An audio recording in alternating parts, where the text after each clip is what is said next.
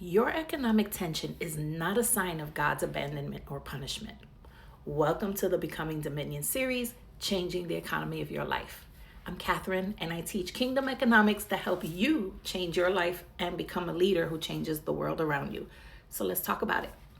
Have you ever witnessed an eagle gliding through the air, circulating around until he decides his next move, whether he's going to dive in or he's going to soar even higher?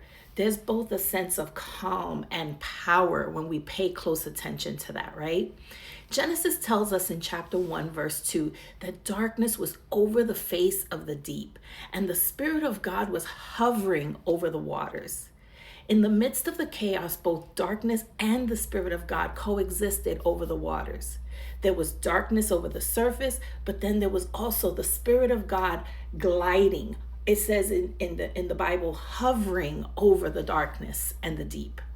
Sometimes when we find ourselves in economic pressure, we feel a sense of darkness overshadowing our situation, and we might whisper, God, where are you?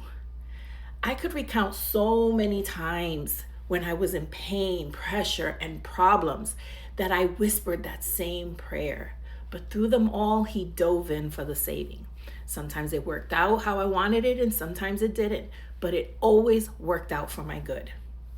God doesn't leave us alone in the face of darkness. He hovers over you like an eagle in flight, watching to take action, just as he hovered over the waters of the earth. Psalm 91 verse 4 confirms today's message. It says, he will cover you with his feathers. He will shelter you with his wings. His faithful promises are your armor and your protection. So today's only Dominion strategy that I have for you for overcoming this dark season is this. Get closely acquainted with Psalm 91. It is chock full of promises for dark and challenging times. So think about it. Which verse from Psalm 91 stands out to you and you're going to take and grab hold of as a promise for your situation? Tell us in the comments.